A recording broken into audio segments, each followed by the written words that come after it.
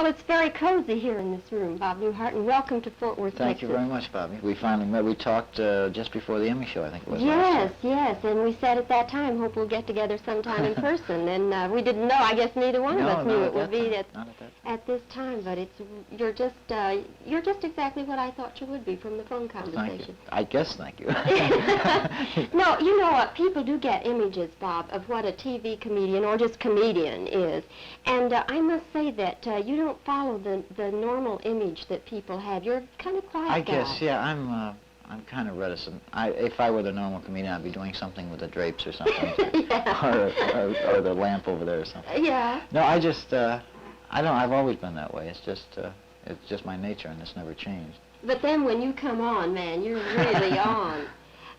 You have a brand new album out. I don't have it for myself yet, but I have all the others. We have the fourth album. It's called The Button Down Mind on Television, which will be 5 of the routines we did on the television show. 5 of the 33 we've done on the television show. What are they? Well, the one on the Holdout Huns, which is about these 2 German soldiers who are still fighting the war over in the Black Forest. They don't know the war is over yet. Oh, yes.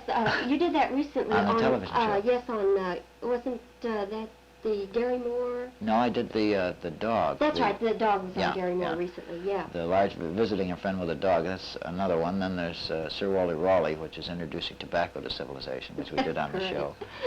Then there are 2 non-experts diffusing a live time bomb, which we did on the show.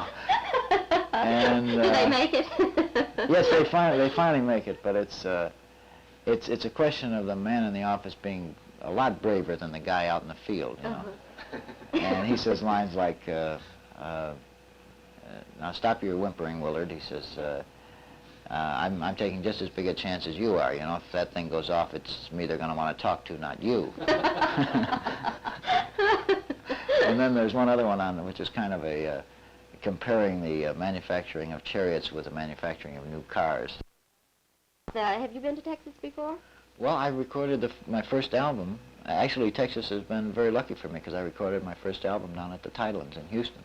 Oh, you did? And then played back at the Tidelands about a year and a half ago. So yeah. I think very fondly of Texas. Yeah. What was the weather like when you were here before?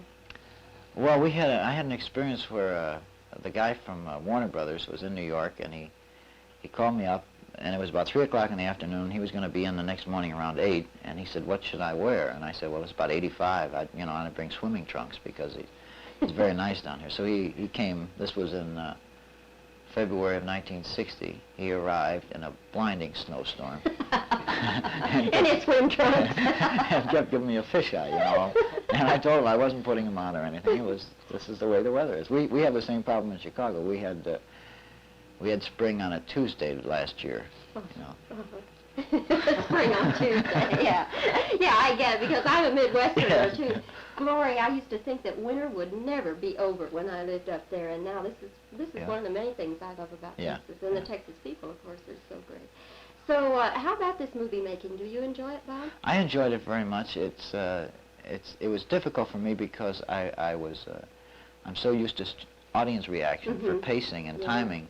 And there isn't any, and it's like doing a routine and then not seeing it for 6 months, because we made this movie, which is just coming out now, we made it in August of '61. So you almost have to wait a full year before you get any reaction to something you did a year ago. So that part of it, I guess you learn with time. Bob, do you still write most of your own material?